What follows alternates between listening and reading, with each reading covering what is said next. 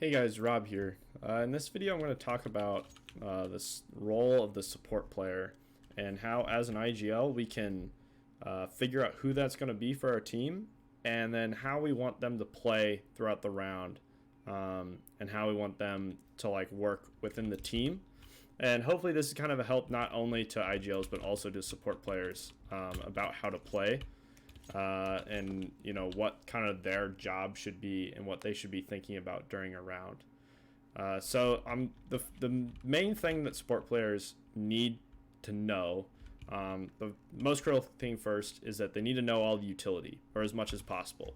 So if we're taking B, I need my support player to be able to know, coffin, CT, to know the mid-sight smoke, the emo molly, the new box molly, the flashbang for CT, God flash for the B bomb site, right? To be able to throw out whatever is needed quickly and efficiently, so that we're ready to take a bomb site.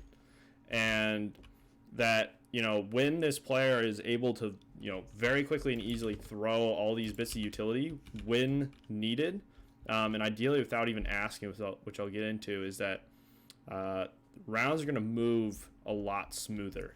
The next big tip, I think, for support players especially, is that we need to have all of the nades bound to buttons. So I think a lot of times, a lot of players as they're starting out are scroll wheel gods, which I am as well.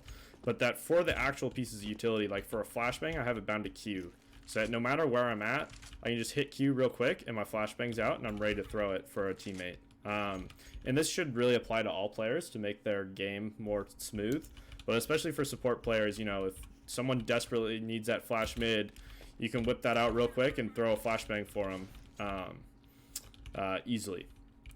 The next thing is that we need this player to not be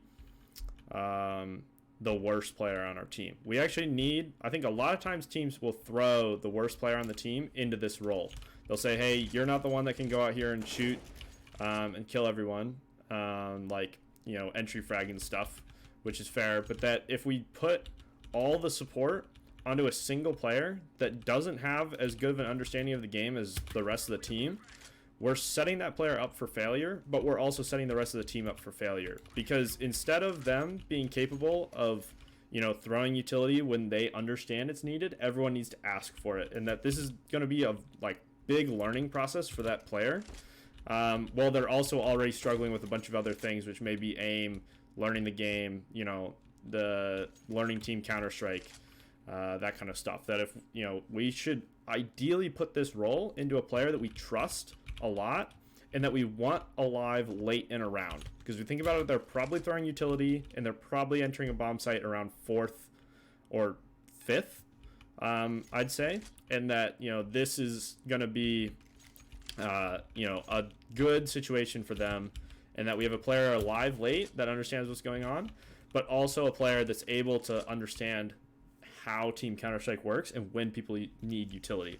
And it's going to kind of lead me into my next point, which is understanding when people need utility, and how we can communicate that. So the best example here is if we have our entry frag coming up banana, and we just call a default off of spawn. Maybe this entry frag, he runs up and he throws a Molotov at the car, and he gets to this point and he calls to his team, hey, there's one top banana. As a support player, when you hear that, let's say you're bottom mid as a support player, and you hear, hey, there's one top banana, you should immediately go and flashing you half wall, right? And just come over here and just throw it. Instead of asking, hey, do you want me to flash you half wall? Just say, hey, I'm going to flash you half wall. And that player, if he doesn't want it, he can say no. He cannot swing on it. But ideally from this position, he probably wants to swing and he wants to fight this guy. And so getting this flashbang is going to help him a lot. And it's going to eliminate the, dead time where if he's sitting here and maybe both players know that each other are there. The CT is sitting here, he's like, yeah, I know that there's a guy around the half wall. And our player is sitting here knowing, yeah, I know the guy is right around this half wall. It's really all down to whose support player is going to be quicker, right? If their support player is able to throw a flashbang over, blind our guy, and then their teammate is able to swing and kill him and get away. Well, we're sitting here going, hey, do you want me to flash for you? Yeah, can you flash for me? Okay, where do you want me to flash? I want you to flash over the half wall. Okay, I'll flash over the half wall for you. Okay, the flash is out. Okay, I'm swinging now. That's going to take way too long. And it's going to mean that your player is probably going to die before, you know, they're able to even get a chance to take a fair fight or even an advantageous fight with this player around the half wall. And so because of that, this player needs to have a really good understanding of Team Counter-Strike and what's going on throughout the round. The next thing is that when we're throwing this utility, we need to communicate the important parts of what's happening. So let's say, like, for example, we open up the A bomb site, or entry kill, smokes off arch, he swings towards lane, he gets the kill lane, he says, I'm running up A. As a support player, you know, we should be coming to mid, and maybe we say, hey, I'm going to flash, you know, you flash over the A bomb site, and then you say, hey, I'm going to smoke moto. The flashbang, maybe not necessary, right? We're just throwing a little bit of extra utility, and as long as we understand the game, we understand that this isn't going to, like, blind our teammate, right? He doesn't need to turn away. We throw a fine flashbang that's not going to, it's just going to, like, annoy, or, you know, maybe there's a guy, like, sitting back sight or something, right? You throw this flashbang, he gets a little blinded. He has to, like, change position or something. And then, you know, maybe we throw a second one for our teammate for him to really swing on. But that, you know, the critical utility is like saying, hey, I'm going to smoke off moto. Coming here, saying, hey, I'm smoking moto. Now our guy that's running up lane understands, okay, there's a moto smoke coming for me in like 2 seconds. And then once it pops, I can swing. I somehow missed that. But you get the point that, you know, if we didn't say that the moto smoke was coming, this player is now worried not only about maybe like the pit player, but he's also worried about the op that's probably locking him down moto and a site player, which makes, like, you know, swinging here a really uncomfy position for him. But if we can call and say, hey, the moto smoke's on its way, then he's like, oh, cool. All right. You know, once that comes down, then maybe I can, like, take the gamble to come and fight the guy on bomb site. And so that's really, like, their core job. And it's going to lead me into the final thing, which is that I don't believe this should be placed on a single player. And that we should really have this mindset throughout the entire team, and ideally at least 2 people on the team are fulfilling this position.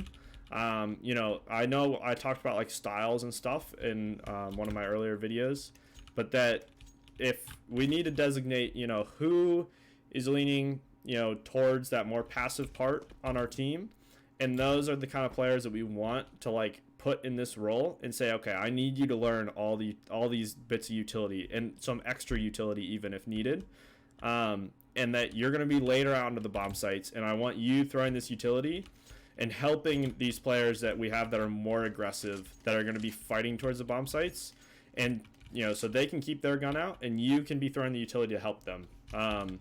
And, you know, then we have, like, a more balanced team, and that if we're using all these principles, the rounds are going to flow smoother and everything's going to work better. So I hope that kind of helps you guys understand what the support player does and how I think about it within my teams.